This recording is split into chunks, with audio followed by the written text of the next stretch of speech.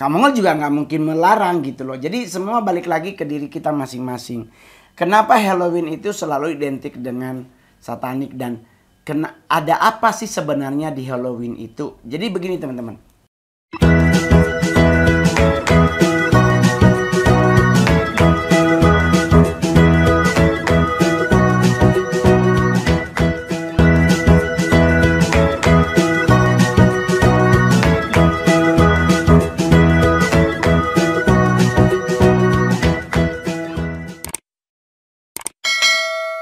Halo teman-teman, ketemu lagi dengan Mongol di Mongol Stress Channel dan Plus 62 DBI. Hari ini Kak Mongol akan ngebahas tentang momen yang sedang ditunggu sih nggak juga, tapi sedang dilihat oleh banyak orang tentang Halloween. Karena bertepatan dengan tanggal 31 Oktober, Halloween itu akan dilakukan di seluruh dunia. Indonesia tidak terkecuali. Jadi kan orang suka nanya, Bang Mongol kenapa sih? Maksudnya Halloween tuh pesta apa? Sebenarnya sih pesta biasa aja. Berbagai macam informasi, berbagai macam literasi, berbagai macam data tentang Halloween, tidak ada satupun data yang valid. Tetapi selalu setiap orang akan mengarahkan bahwa Halloween adalah pesta dari satanik. Benar atau tidaknya informasi tersebut, semuanya kembali lagi ke kita aja sih. Lu percaya atau enggak itu terserah lu. Kalau lu nggak percaya berarti good. Kalau lu percaya juga, Kak Mongol juga nggak mungkin melarang gitu loh. Jadi semua balik lagi ke diri kita masing-masing. Kenapa Halloween itu selalu identik dengan satanik dan ada apa sih sebenarnya di Halloween itu? Jadi begini teman-teman. Di saat Kak Mongol dulu gabung dengan komunitas penyembah setan, kita itu diinfoin bahwa Halloween itu adalah hari ulang tahunnya satanik. Hari ulang tahun dari satan. Dek, bikin akan teh panas. Jadi, berarti setan itu lahirnya tanggal 31 Oktober ya. Sebenarnya sih Kak Mongol lebih ke prinsip adalah setiap informasi yang Kak Mongol dapat di satanik itu untuk saat ini selalu Kak Mongol pilih dengan baik dan benar. Jadi tidak selamanya Kak Mongol percaya bahwa setan itu lahir tanggal 31 Oktober. Tetapi ciri-ciri ritual satanik yang dilakukan di dalam ritual Halloween adalah, jadi kalau teman-teman, Ika aku pingin ikut Halloween, aku pingin ikut party Halloween party, Kak Mongol sih lebih menyarankan ya terserah Anda gitu. Kalau Anda punya budget besar untuk beli kostum dan aksesoris satanik sih sah-sah aja. Tapi kalau Anda budgetnya cuman pas-pasan, udahlah mending menonton Black Adam daripada harus ikut satanik. Karena di Black Adam juga filmnya keren, sisi semuanya juga keren, terus setan terakhirnya juga keren karena di dadanya ada pentagram dan dia selalu bertanduk. Dan kalau mungkin teman-teman anomali yang nonton video ini juga pasti teman-teman akan ingat sosok yang mereka bilang sini deh. Jadi kalau teman-teman ingat yang kamu ngomong di waktu di podcast sama teman-teman anomali tentang mereka bilang bahwa ada yang ngikutin dan ada sosok yang selalu menaungi Kak Mongol yang bertanduk dan sebagainya. Mungkin teman-teman anomali akan melihat sosok tersebut di film Black Adam. Jadi kalau dalam ritual Halloween itu, kalau Halloween itu menjadi tidak bagus kalau ada ritualnya. Jadi kalau teman-teman cuma sebatas pesta, maksudnya sebatas datang ke cafe dan cuman minum, cuman makan-makan chicken wings atau itu sih nggak ada masalah, sama sekali nggak ada masalah. Tetapi yang kamu larang adalah agama merayakan Halloween, itu Kak Mongol sangat tidak setuju. Jadi jangan sampai ada di gereja gitu terus ada Halloween gitu, nggak boleh sama sekali. Karena buat Kak Mongol itu udah keluar dari kaidah yang sebenarnya sih. Tapi kalaupun ada gereja yang mau merayakan Halloween sih terserah aja. Kan yang punya gereja gembalanya bukan Mongol. Ya kan? Tetapi kalau ritual satanik itu selalu dilakukan kalau di Halloween itu ada yang namanya party biasa kan. Party biasa aja. Itu party yang ya udah biasa, cuman minum-minum, makan-makan. Kalaupun minum biasanya ya ke arah anggur sih nggak ada masalah. Jadi kalau cuman party biasa aja sih boleh-boleh ikut. Semua orang boleh ikut.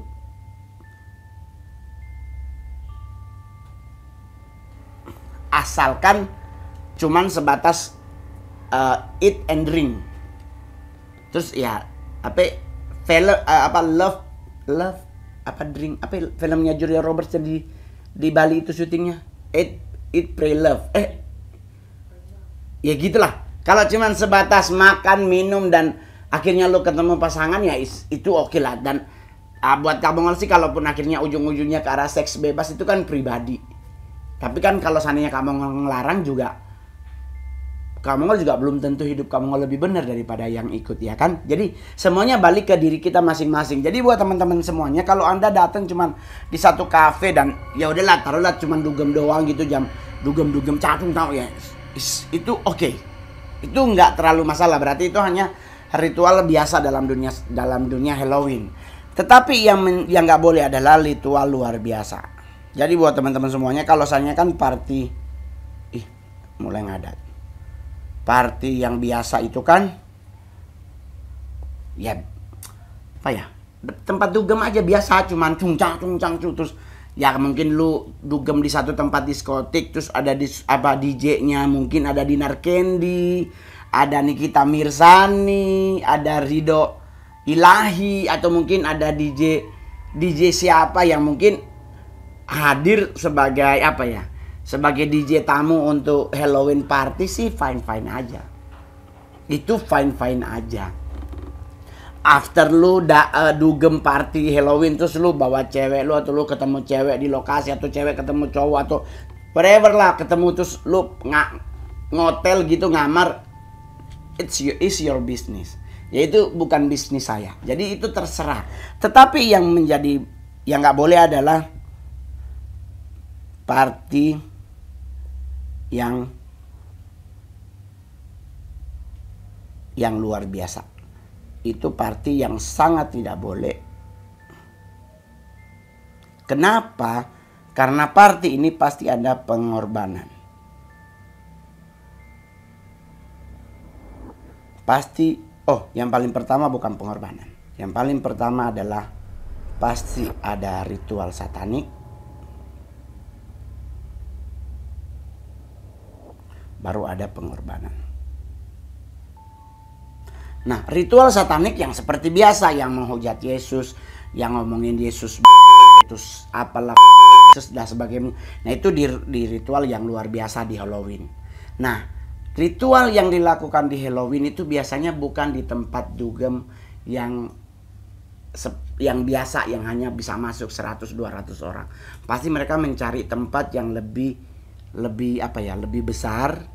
Umumnya kayak rave party, terus mereka nanti akan ada di satu lokasi. Jadi satu lokasi yang sama, nanti di sini yang bok di sebelah nanti akan ada ritual tersendiri.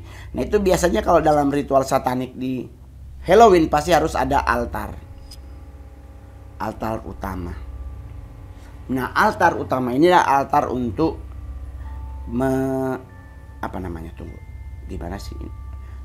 merayakan, lebih enak adalah birthday partinya Satan. Nah jadi di ritual yang sebelahnya itulah yang akan nanti ada perayaan ulang tahunnya Satan. Nah itu harus ada altar utama. Altar utama adalah altar yang Satan yang dia nggak merah sih selama kamu ikut sama kamu pernah bertemu dan pernah mendapatkan bahasa kasarnya bless dari beliau tidak pada posisi berwarna merah, tidak. Beliau berpenampilan yang elegan, yang sangat berwibawa, terus is a very handsome. Terus cuman di saat ritual itu terjadi dia berubah ke posisi berbeda, tetapi tidak merah. Dan tanduknya, hornnya tidak seperti di film Black Adam atau di film Hellboy. Tidak. Tapi dia tanduknya itu justru dia ke atas dan itu bengkok kayak bor. Tapi ada bekas-bekas, kayak ada bekas sayatan, ada kayak di Black Adam juga kan ada tanduknya tuh tidak rapi dan halus kan, ada bekas kayak pernah berantem gitu. Nah itu kalau selama Kak Mongol ikut di Satanik tuh karakter beliau tuh seperti itu. Jadi tanduknya tuh tidak ke belakang, tetapi tanduknya tuh ke atas. Dan itu kayak apa, mata bor. Nah itu pasti akan ada ritual itu. Nah ritual Satanik di saat layar utama itu kan nanti pasti harus ada darah, air suci, terus baru harus ada apa namanya, daging segar. Nah ini kalau dalam setiap ritual Satanik yang di Halloween. Baru kalau ini kan nanti dicampur menjadi perjamuan kudus untuk anggurnya. Jadi darah dan air suci dicampur jadi anggur untuk perjamuan kudus. Nanti di sini juga akan ada tambahan essence. Gimana tulisan essence? Gua nggak ngerti. Essence ya gitu. Pokoknya yang kayak buat merubah bau kita kan kalau bikin roti pingin yang rasa nanas, dimasukin itu jadi dia baunya jadi kayak bau nanas. Nah kayak begitu tuh. Nah itu pasti akan ada di setiap ritual, karena aslinya ritual Satanik itu kalau menggunakan darah baunya tuh amis. Dan bukan cuma bau amis, ada kayak bau busuk-busuknya, karena kalau darah lebih dari sepersekian jam akan menimbulkan bau yang tidak logik. Nah jadi untuk menutupi bau tersebut digunakanlah pewangi itu. Jadi kenapa dia pakai essence? Essence itu tidak akan ada efek lebih kepada tubuh kalau kita minum. Jadi mungkin kayak ditaruh kayak Fanta gitu, nggak boleh. Jadi bang nanti darah campur Fanta, nggak boleh. Yang dicampurkan adalah harus air, dibilang tuh air suci. Nah holy water namanya. Terus baru nanti ditaruhin essence itu. Tapi selama Mongol ikut belum pernah sih ada rasa pandan, bau pandan nggak ada. Biasanya cuma mentok stroberi, karamel yang seperti itu, pineapple. Jadi baunya memang bau yang membuat kita juga jadi nafsu untuk minum. Nah untuk daging segar ini biasanya adalah daging hasil bayi yang diaborsi. Nah bayi yang diaborsi di Halloween nggak boleh yang the golden baby. Nggak boleh bayi yang hasil dari aborsi anggota Satanik yang terjadi di saat ritual, tidak di Halloween, di ritual biasa. The golden baby hanya boleh dilakukan pengorbanan adalah di 20 sampai 25 Desember. Ini untuk pengorbanan the golden baby. Tapi kalau di Halloween hanya daging bayi hasil aborsi biasa. Nanti setelah ritual selesai baru ada pengorbanan. Nah pengorbanan ini ada dua, manusia dan binatang. Manusia berarti pengkhianat dan lebih cenderung selalu memilih manusia yang mantan Satanik yang kabur terus menjadi pengkhianat. Nah ini yang itu baru bayi yang digugurkan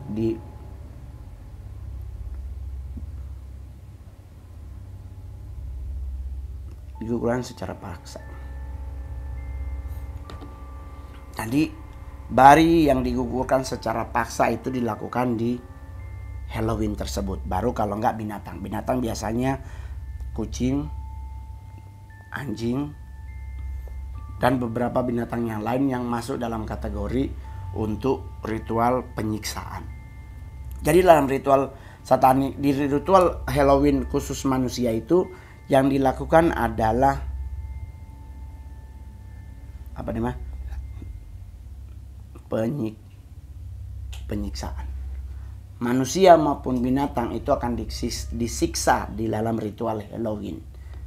Nah, biasanya kalau penyiksaan itu terjadi, orang yang disiksa atau binatang yang disiksa, kalau biasanya manusia yang disiksa, dia memilih menggigit lidahnya, berusaha untuk mending dia milih mati daripada akhirnya disiksa sepersekian lama, kadang bisa sampai 2 jam untuk melakukan. Jadi setiap anggota satanik yang level LC itu harus melakukan penyiksaan kepada oknum tersebut.